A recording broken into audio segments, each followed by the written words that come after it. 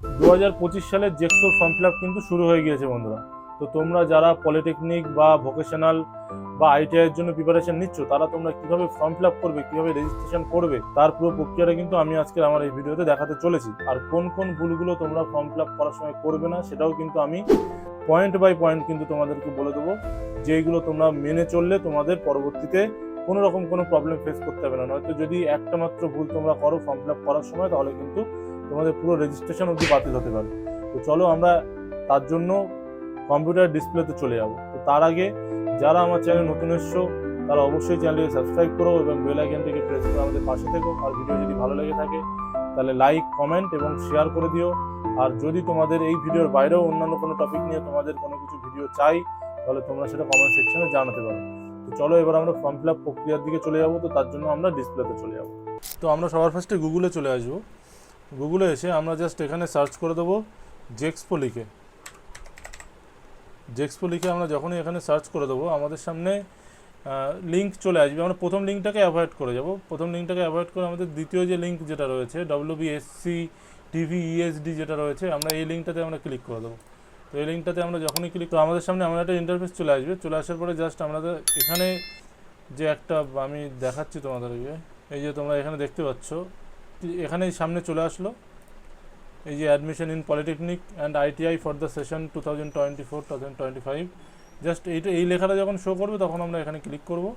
Click করার পরে আমাদের সামনে এমন একটা ইন্টারফেস চলে আসবে। তবে তোমাদের যদি ডিরেক্ট ওয়েবসাইটে গুগলে গিয়ে সার্চ করে এত দূর আসতে যদি কষ্ট হয়, তো আমি ডিরেক্ট যে এই ওয়েবসাইটটা রয়েছে, এই ইন্টারফেসটা আসার জন্য যে লিঙ্কটা তোমাদেরকে দিতে হবে, সেই লিঙ্কটা আমি আমার ভিডিওর ডেসক্রিপশানে দিয়ে দেবো। তোমরা ওখান থেকে ক্লিক করেই ডিরেক্ট এই ইন্টারফেসটাতে চলে আসতে পারবে। তারপর তোমরা এখান থেকে ক্লিক করে ঢুকে যেতে পারবে। তোমাদেরকে এত খাটাখাটনি করে একদম শুরুর থেকে গুগলে গিয়ে সার্চ করে এটা ওটা করে তোমাদেরকে আসতে হবে না। তো এটুকু আমি তোমাদের জন্য করে দেবো অবশ্যই। তোমরা সামনে দেখতে পাচ্ছ এখানে polytechnic, ITI, vocational, apprentice programme বিভিন্ন কিছু রয়েছে। তো যদি তোমাদের ক্রাইটেরিয়া জানার দরকার পড়ে, পলিটেকনিক ফার্স্ট ইয়ারের যদি তোমরা ভর্তি হতে চাও, তাহলে তোমাদের রিকোয়ারমেন্ট কোয়ালিফিকেশান কী কী লাগবে, সেটা হচ্ছে পাস্ট মাধ্যমিক or class 10 equivalent board examination with science or physical science and mathematics. মানে তোমাদের মাধ্যমিক পাস হতে হবে, অথবা মাধ্যমিক ক্লাস 10-এর ইকুইভ্যালেন্ট কোনো বোর্ডের থেকে তোমাদের এক্সামিনেশান পাস হওয়া দরকার with science and physical science and mathematics. মানে তোমাদের যাতে ফিজিক্যাল সায়েন্স বা ম্যাথমেটিক্স থাকে। তোমরা অন্য কোনো বোর্ড থেকে যদি করো, আমাদের নর্মাল মাধ্যমিক বোর্ডে তো physical science, life science, mathematics এগুলো এমনিই থাকে, সায়েন্স। তো এটা হলো ফার্স্ট ইয়ার থেকে তাহলে তোমাদের পড়তে হবে। আর যদি ইনকেস তোমাদের HS পাস থাকে বা তোমরা সেকেন্ড ইয়ার থেকে ভর্তি হতে চাও, তাহলে সেক্ষেত্রে তোমাদের HS কিন্তু হায়ার সেকেন্ডারি পাস হতে হবে 10+ মানে সায়েন্স নিয়ে। আর তা না হলে 10+2 বোর্ডের ইকুইভ্যালেন্ট কোনো বোর্ডের থেকে তোমাদেরকে কিন্তু HS পাস হতে হবে। Physics, mathematics, chemistry, biology, agriculture, computer science অথবা ইলেকট্রনিক্স, ইনফরমেশন টেকনোলজি তোমরা দেখে নিতে পারো। মানে মোট কথা তোমাদের সায়েন্সের সাবজেক্ট নিয়ে তোমাদের HS পাস হতে হবে, অথবা 2 বছরের কিন্তু কোর্স থাকার দরকার ITI-এর, অথবা ক্লাস 10 আর ইকুইভ্যালেন্টের জায়গা থেকে কিন্তু 2 বছরের কিন্তু কোর্স তোমাদের থাকার দরকার। তবে গিয়ে তোমরা সেকেন্ড ইয়ারের জন্য অ্যাপ্লিকেশান করতে পারো।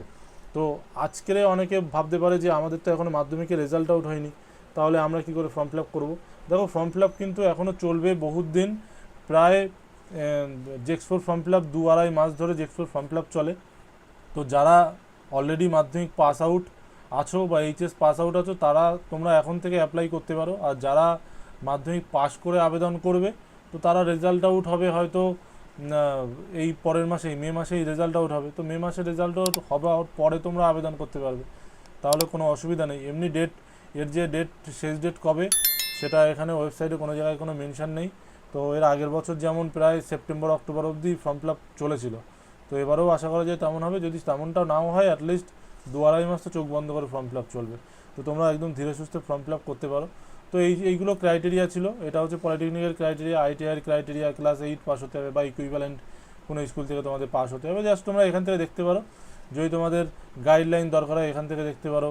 ব্রোশিওর যদি দেখার দরকার পড়ে, এখানে ক্লিক করে দেখতে পারো। এখানে যেগুলো গাইডলাইন বা ব্রোশিওর যেগুলো আছে, সেগুলো কিন্তু 2024 সালের রয়েছে। যেহেতু চেঞ্জেস খুব একটা কিছু হয়নি, তো তোমরা সেখান থেকে দেখে নিতে পারো। তো এবারে আসা যাক আমরা রেজিস্ট্রেশন করব কি করে। তো তোমাদের যাদের রেজিস্ট্রেশন করা নেই, তোমরা এখানে নিউ ক্যান্ডিডেট রেজিস্ট্রেশন বলে যে অপশানটা দেখতে পাচ্ছ, সেই অপশানে ক্লিক করতে হবে। আর যদি তোমাদের রেজিস্ট্রেশন অলরেডি করা থাকে তাহলে অলরেডি রেজিস্টার অপশানে ক্লিক করে তোমাদের সাইন ইন করে নিতে হবে। তো আমি এখানে যেহেতু একদম প্রথম থেকে প্রসেসটা দেখাবো, তার জন্য আমি রেজিস্ট্রেশন কীভাবে করতে হয় আমি সেটা তোমাদেরকে দেখাবো। তো নিউ ক্যান্ডিডেট রেজিস্ট্রেশনে আমাদেরকে ক্লিক করে দিতে হবে। ক্লিক করে দেওয়ার পরে আমাদের সামনে একটা simple new candidate registration form একটা ওপেন হয়ে যাবে। এখানে আমাদেরকে first name of the applicant, middle name এবং সার নেম আমাদেরকে দিতে হবে। তো তোমরা এখানে সেইভাবেই নামগুলো ফিল আপ করবে যেই নাম তোমাদের কিন্তু সার্টিফিকেটগুলোতে আছে। কিন্তু রেজিস্ট্রেশন ফর্ম ফিল আপ করাই শুধু নয়, রেজিস্ট্রেশন ফর্ম ফিল আপ করার সময় কিছু জিনিস কিন্তু তোমাদেরকে মাথায় রাখতে হবে। সেটাকে আমি টোটাল 4টে পয়েন্টে তোমাদেরকে বলবো যে কোন 4টে পয়েন্ট তোমাদের রেজিস্ট্রেশন ফর্ম ফিল আপ করার সময় মাথায় রাখার দরকার। নাম্বার 1, তোমরা যেই ডকুমেন্ট বা যেই ডেটাগুলো তোমরা ফিল আপ করবে, সেটা নিজের নাম, বাবার নাম, গার্জিয়ানের নেম যাই তোমরা ফিল আপ করবে, তোমাদের সেটা সার্টিফিকেটের যেই স্পেলিং থাকবে সেই স্পেলিং ধরেই কিন্তু তোমাদেরকে ফিল আপ করতে হবে। যদি বিন্দুমাত্র ভুল হয় তাহলে কিন্তু তোমাদের অ্যাপ্লিকেশন বাতিল হবে। তার কারণ হচ্ছে যখন তোমাদের ভর্তির পরে যখন তোমাদের সেই রেজিস্ট্রেশন ফর্মটা যখন ফিজিক্যালি ভেরিফাইড হবে তোমাদের উপস্থিতিতে, সেই সময় যদি কোনো তথ্য ভুল ইনপুট থাকে তাহলে কিন্তু তোমাদের আবেদনটি বাতিল হবে। নাম্বার 2 হচ্ছে যত্ন সহকারে সমস্ত ফর্মটা ফিল আপ করতে হবে। তার কারণ যদি এই ফর্ম একবার তোমরা ভুল ফিল আপ করো, রেজিস্ট্রেশনের সময় যেগুলো তোমরা ফিল আপ করছো যদি একবার হলেও তোমরা ভুল ফিল আপ করো তাহলে সেটা কিন্তু সংশোধন করা যাবে না, তাহলে কিন্তু রেজিস্ট্রেশনটাই পুরোপুরি বাতিল হবে। নাম্বার 3, ভর্তি হওয়ার পরেও যদি তোমাদের কোনো রকম কোনো ডেটা ভুল ধরা পড়ে, মানে দেখা যাচ্ছে তোমাদের ভর্তি হয়ে গেলে তার আগে হয়তো ভুল ধরা পড়লো না, ভর্তি হয়ে যাওয়ার পরেও যদি তোমাদের কোনো রকম কোনো ডেটা ইনপুটে যদি ভুল ধরা পড়ে তাহলেও কিন্তু তোমাদের আবেদন কিন্তু বাতিল বলে গণ্য হবে। আর 4 নম্বর পয়েন্ট হচ্ছে তোমরা যে মোবাইল নাম্বার বা যে ইমেল আইডি তোমরা রেজিস্ট্রেশনের সময় ইউজ করবে, বিশেষ করে মোবাইলে কিন্তু ওটিপি যাবে, আর সেই মোবাইল নাম্বারটাই তোমরা ইউজ করবে যেই মোবাইল নাম্বারটা তোমাদের ভর্তি হয়ে যাওয়া পর্যন্ত যে মোবাইল নাম্বারটা তোমাদের কাছে চালু থাকবে। তার কারণ কিন্তু তোমাদের ওটিপি যাবে সেই নাম্বারে, আর যদি সেই নাম্বার চালু না থাকে, যদি তাতে তোমরা ওটিপি না রিসিভ করতে পারো তাহলে কিন্তু তোমাদের ভর্তি প্রক্রিয়ায় প্রবলেম হতে পারে, ব্যাঘাত ঘটতে পারে। তো ভেবে চিন্তে যে মোবাইল নাম্বারটা ইউজ করবে সেটা যেন তোমাদের চালু থাকে বা চালু মোবাইল নাম্বার ইউজ করবে। যদি তোমরা মাধ্যমিক পাস হও তাহলে মাধ্যমিক সার্টিফিকেটে তোমাদের যেই নাম আছে, যেই বাবার নাম আছে বা মায়ের নাম আছে, তোমরা সেই সার্টিফিকেট ধরেই কিন্তু সেই স্পেলিংগুলোই কিন্তু তোমরা ফিল আপ করবে। তার কারণ মিসম্যাচ হলে কিন্তু তোমাদের অ্যাপ্লিকেশন বাতিল হবে ভেরিফিকেশনের সময়। তো এখানে তোমাদেরকে নিজের নাম দিয়ে দিতে হবে। আর তারপরে হচ্ছে ফাদার্স নেম অথবা গার্জিয়ানস নেম, এই অপশানটাতে হচ্ছে মাদার্স নেম। এখানে ডেট অফ বার্থ তোমাদেরকে ফিল করতে হবে, এখানে আধার নম্বর ফিল করতে হবে, এখানে মোবাইল নম্বর, এখানে মেল আইডি। মোবাইল নম্বর আর মেল আইডির ক্ষেত্রে আমি একটা জিনিস বলে দেবো, তোমরা অবশ্যই মোবাইল নাম্বার যেটা দেবে তাতে কিন্তু ওটিপি ভেরিফিকেশান করার দরকার পড়বে। তো অবশ্যই এমন মোবাইল নাম্বার ইউজ করো যে সেই মোবাইলে যেন ওটিপি আসে, বা যেই মোবাইলে রিচার্জ করা রয়েছে, বা যেই মোবাইল এখানে ফর্ম ফিল আপ করে কলেজে ভর্তি হওয়া অবধি যাতে চালু থাকে সেই মোবাইল নাম্বার কিন্তু দেবে। এমন কোনো মোবাইল নাম্বার ইউজ করবে না যে এখানে দেওয়ার সময় মোবাইল নাম্বার দিয়ে দিলে অথচ সেই মোবাইলে তোমাদের রিচার্জ থাকে না, বা সেই মোবাইল 2 দিন 1 মাস পরে তোমরা বন্ধ করে দেবে। তো তেমন কোনো মোবাইল নাম্বার তোমরা ইউজ করবে না, আর তেমন কোনো মেল আইডিও তোমরা ইউজ করবে না। তো এখানে পার্মানেন্ট কোনো মোবাইল নাম্বার আর মেল আইডি ইউজ করবে, আর এমন মোবাইল নাম্বার ইউজ করবে যেটাতে রিচার্জ থাকে। তারপরে এখানে তোমরা জেন্ডার তোমাদের কি আছে সেটা তোমরা এখানে ফিল আপ করবে, তারপরে ক্যাপচা দিয়ে তোমাদেরকে জাস্ট রেজিস্টার বাটনে ক্লিক করে দিলেই তোমাদের কিন্তু রেজিস্টার কমপ্লিট হয়ে যাবে।